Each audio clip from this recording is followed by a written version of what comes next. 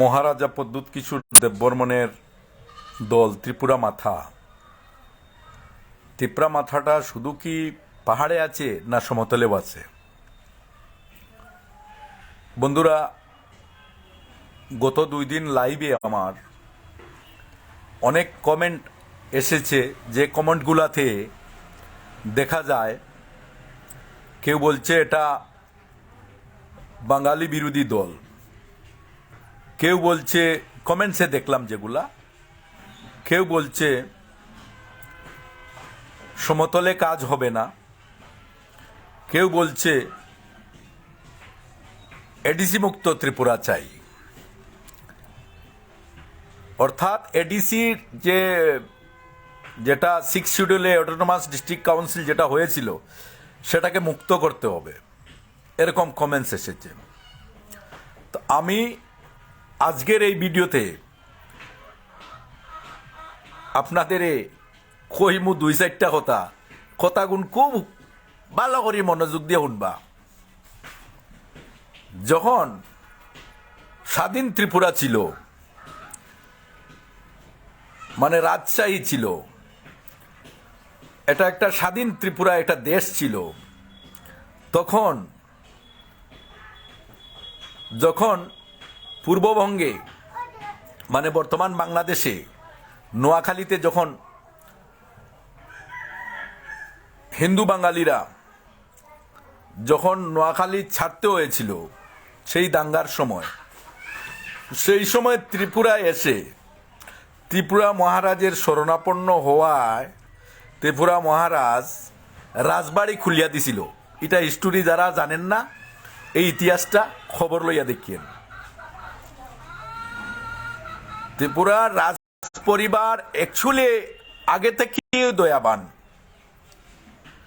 যদি বাঙালি বিরোধী হইতো তাহলে বর্তমান যে ত্রিপুরা মাথা যে দলটা মহারাজ প্রদ্যুৎ কিশোর দেববর্মন গঠন করেছেন, এই দলের সঙ্গে সঙ্গে বাঙালিদের রাজনীতি করার লক্ষ্যে তার মহৎ উদ্দেশ্য নিয়ে ত্রিপুরা সিটিজেন ফেডারেশন তৈরি করেছেন। ত্রিপুরা সিটিজেন ফেডারেশনের যে কনভেনার, উনি হচ্ছেন সাবেক বিধায়ক তাপস দে মহাশয়। আপনারা অনেকে চিনেন, তাপস দে মহাশয় আগে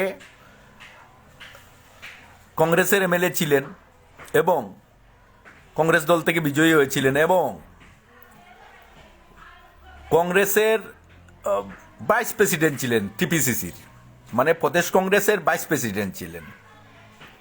উনি হচ্ছেন ত্রিপুরা সিটিজেন ফেডারেশনের কনভেনার। এবার কথা হচ্ছে, এটাতে কি শুধু এসটিরা আছে? কারণ এসটিরা মাথায় কাজ করছে এডিসি এরিয়ায়, আর বাঙালিরা, আমি শুধু নয়, আমি তো একজন সাপোর্টার, একজন কর্মী মাত্র। বড় বড় লোক আপনারা দেখবেন, যখন এই নমিনেশনের পালা আসবে, নমিনেট করবে যখন বিধায়ক পদপ্রার্থীদের, তখন দেখবেন কার কার নাম আসে, খেয়ে আসে, এখানে বাঙালি আছে কি নাই। আমার কমেন্টসে একটা জিনিস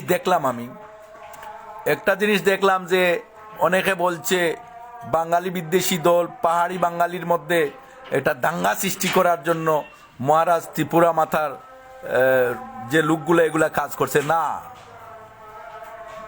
প্রথমে রাজপরিবার একটা ইতিহাস বললাম, আমি নোয়াখালীর দাঙ্গার কথা বললাম। সেই নোয়াখালীর দাঙ্গার সময় যত বর্তমান বাংলাদেশ থেকে যত লোক এসেছিল, সবাই 70,000 লোককে এই মহারাজের রাজবাড়িতে জায়গা দিয়েছিল। আর তারা কিছু যখন দাঙ্গা থামছে তখন কিছু গেছে, আর কিছু এই দেশও রয়ে গেছে স্বাধীন ত্রিপুরা। এইরকম করলে এটা একটা বিদ্বেষমূলক বার্তা। আমি অনেক কমেন্টসের মধ্যে অনেক কিছু দেখছি, দেখিয়া পরে আজকের এই আমি লাইভে আসলাম। বিদ্বেষমূলক বার্তা। এই বিদ্বেষমূলক বার্তা থেকে সরে আসুন। ত্রিপুরা মাতা এডিসিতেও আছে, সমতলেও আছে। সমতলে হচ্ছে ত্রিপুরা সিটিজেন ফেডারেশন, পাহাড়ে হচ্ছে মথা। এর জন্য এখন রাজনীতিতে গ্রেটার ত্রিপুরাল্যান্ড আমি তো মনে করি ভালো। গ্রেটার ত্রিপুরাল্যান্ড মানে অনেক কিছু। এখন কথা হচ্ছে যে ওই একটা কথা আছে যে আমার মেয়ের বিয়া আমার ফাতো ডাইল ভাত, এটা হইছে বিগত সরকারের আমল থেকে, এটা হইয়া আইছে আমার মেয়ের বিয়া আমার ফাতো ডাইল ভাত। ঘটনা হইছে এটার কথার উত্তর কই। ত্রিপুরা রাজ্যের যে এই 6 শিডিউলে যে এডিসি গঠন হইছে, অটোনোমাস ডিস্ট্রিক্ট কাউন্সিল, এই অটোনোমাস ডিস্ট্রিক্ট কাউন্সিলে আপনারা যারা পাহাড়ে যান বা খবর রাখেন, আপনারা শুধু TSR camp, BSF camp, Assam rifle camp, CRP camp, কোনো সারা এডিসির মাঝখানো কোথাও বড় একটা কলেজ, বড় একটা ইনস্টিটিউট হইতে দেখছি না। কিন্তু আধুনিক ত্রিপুরার রূপকার যে মহারাজা পদ্মুৎ কিশোর দেববর্মনের দাদাজি মহারাজ বীর বিক্রম কিশোর মানিক্যর কত আধুনিক ত্রিপুরার যে স্বপ্ন ছিল যে উনার, এটার কত নিদর্শন দেখাইতে এমবিবি কলেজ থেকে শুরু করেন। এবার রাধা কিশোর মানিক্যের এই কৈলাসরে আর কে স্কুল দেখেন, এইরকম বিলুনিয়াতে আছে, বিভিন্ন জায়গায় আছে। ত্রিপুরার এর উপকার, ত্রিপুরারে তারা কোনো সময় ভাঙতে চায় না। রাজনৈতিক স্ট্যান্ডকে কোনোদিন কেউ সাম্প্রদায়িকভাবে যদি মূল্যায়ন করেন তাহলে বহুত বড় ভুল হয়ে যাব। কারণ বিভিন্ন দলের বিভিন্ন ধরনের পেন্তারা আছে, এটা নিয়ে বিভিন্ন দল অ্যাডভান্স হইবার চেষ্টা করে। আপনারা একটা জিনিস চিন্তা করেন, ত্রিপুরা রাজ্যের এডিসি এরিয়াতে শিক্ষার হার কিরকম। আপনারা বলবেন এডিসির তো কি বলে এসটির তো কৌটা আছে। এসটির কৌটা যেই দল বা যেই লোকগুলা ধ্বংস করার লক্ষ্যে আজকে ত্রিপুরা রাজ্যে নয়, বিভিন্ন জায়গায় দিল্লিতেও এটার বিল আনার চেষ্টা করতেছে, তার বিরোধিতা তাদের সঙ্গে থাকি আমাদের করতে হবে। কারণ মির্জাফরই খরণ যাইতো না। এই ত্রিপুরা রাজ্য স্বাধীন ত্রিপুরা ছিল, স্বাধীন ত্রিপুরাতে বাঙালিও ছিল এবং এসটিরাও ছিল, এসসিরাও ছিল, মুন্ডা চুন্ডা তো আছে, সব ছিল। ত্রিপুরার মহারাজরা ছাই বাগানের জায়গা দিছে, স্কুল, ইনস্টিটিউট, কলেজ সবকিছু দিছে। এখন যদি আমি কই বলে তাই একটা দল করছই, এই দল এটা সাম্প্রদায়িক দল না, এটা ভুল।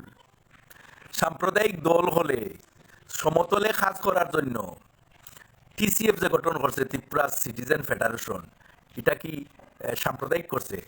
তাপস দরে কনফারেন্স, তাপস দেখি এসটি নাকি?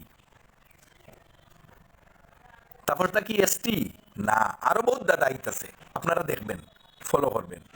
আর অনেকে মনে করে আমি তো একজন সাধারণ কর্মী, মানে আমার কোনো আশা নাই বলে আমার এটার পিছনে কারণ আছে, কারণ আমি ওদের পুরা হিস্টোরি জানি। আরে মশাই,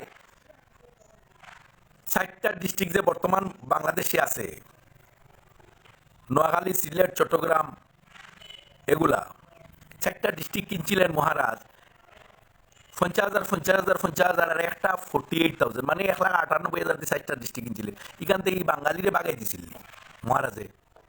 তখন কোন মহারাজে বাগাইছে না তো। দাঙ্গায় পীড়িত লোকদের মহারাজের রাজবাড়িতে জায়গা দিছে, এটাও দোষ। আরে তখন এই যে ওই যে যারা এখানে দাঙ্গায় পীড়িত হইয়া যারা আইছিল, তাদের মাঝ থেকে যারা এখানে বাসস্থান রাজা কইছে যারা যাইবা যাই, আর যারা যাইতে না থাকো, এরার যে নাতি ফন্তি এরাই হইতেছে যে না মহারাজ সাম্প্রদায়িক। ভুল কথা বিচরণ করিয়া মানুষের হতভম্ব লাগে লাভ নাই। রাজনীতি আলাদা জিনিস, সাম্প্রদায়িক কথাটা বহুত বাজে জিনিস। এই কথাটা আজকে আমি লাইভ হওয়ার মেইন কারণ হয়েছে এটা, Maharaja Pradyot Kishore Debbarman is not polarized by the regional divide rules। সুতরাং এর জন্য হইতাছি মহারাজা এটার মধ্যে চায় না। আর বিভিন্ন জায়গাতে আপনারা দেখেন মহারাজা অনেক ধরনের সাহায্য করে, বাঙালি জন বিপদ বললে তারা সাহায্য করে, এসটি জন বিপদ বললে তারা সাহায্য করে। বিভিন্ন ধরনের প্রতারণা এই এসটিদের জন্য এসটিদের সঙ্গে করা হয়েছে। এটার পিছনে কারণ আছে অনেক কিছু।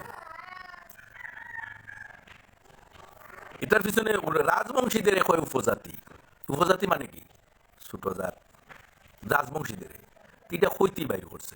এর জন্য আমি কই আইয়ের আপনারা সব আইয়া দেখেন, মহারাজার লোকের চলিয়া দেখেন, এই দলের সঙ্গে চলিয়া দেখেন, এই দল ইয়ে নাই। অনেকে মনে এই দল সাম্প্রদায়িক নয়, মনে মনের সাম্প্রদায়িক। সাম্প্রদায়িক তো আমরা, আমরা সাম্প্রদায়িক। কেটা হিন্দু কেটা মুসলমান, খেগে গেরুয়া পিন্ধি লাইছে, খেগে ইতা করিলছে, খেগে সবুজ পিন্ধি দিচ্ছে, খেগে পূজা করিলছে, খেগে নমাজ পড়িলছে, এইসব নিয়ে আমাদের বিচরণ। এসটিদের মধ্যে এইসব বিচরণ নাই, আলোচনা নাই, এইসব আলোচনা করে না। এর জন্য বলছি আপনারা যারাই বা যারা আমার কমেন্টস করছে, অনেকে কমেন্টস করছে, কমেন্টস করিয়া হয়েছে যে এটা এডিসি মুক্ত ত্রিপুরা চাই। ঠিক আছে বাবা, তুই এডিসি মুক্ত করিয়া ত্রিপুরা করি লাইস। কেউ হয়েছে সাম্প্রদায়িক সুরসুরি দিয়া মহারাজ পাহাড় থেকে যে বাঙালিরা আছে এদের খেদাইবার চেষ্টা করেন। না না, আমি এর দুইটা একটা হইলাম নোয়াখালী দাঙ্গার কথা কইলাম, যখন এখানে দাঙ্গায় পীড়িতদের যে আশ্রয় দিছিল রাজবাড়িতে, এই মহারাজের দাদাও তো দিছিল, এই মহারাজের ফোদ্দাদাও তো দিছিল। এই মহারাজ কি অন্য কোনো আনতে গাইছিনি? এটা বুঝো না। সুতরাং এই কথা না বিচারিয়া রাজনৈতিক স্ট্যান্ডে কে শক্তিশালী তার সঙ্গে সমর্থন করুন। 100 বার কইতাছি, ত্রিপুরা মাতা বর্তমান ত্রিপুরায় শক্তিশালী এবং সরকার গঠনে অগ্রণী ভূমিকা ত্রিপুরা মাথার থাকবে এবং ত্রিপুরা মাথার সরকার গঠন করবে বলি আমি আশা করি। আমি একজন সাপোর্টার কর্মী, বাস এতটুকু। খারাপ মন্তব্য করার আগে তার ব্যাক স্টোরি দেখো। তোমার স্টোরি তুমি দেখো না, তুমি কিতা করছো, তুমি কিতা করছো দেখো না। আর মহারাজা তোমার জন্য কি করছে, বীর বিক্রম কিশোর মানিক্য থেকে শুরু করি, রাধা কিশোর মানিক্য থেকে শুরু করি, কৃষ্ণ মানিক্য থেকে সব একটু দেখো না নে, কিতা কিতা করছে, তুমি তাই কিতা করছো তার লোকে। জয় হিন্দ। বেশি বেশি করি শেয়ার করিয়া। আর আসলে মহারাজ কি, তার দল কি সাম্প্রদায়িক দল না তার স্বার্থের জন্য? আরে ভাই, আমার স্বার্থটা আমি চাইবো না? আমার অসুবিধা হইতেছে, এটার সুবিধা করার লাগে আমি চাইবো না? আমার আত্মসম্মান রক্ষা ক্ষেত্রে আমি কিতা করবো, এটা আমার করতে লাগবো না? ধন্যবাদ সবাইকে।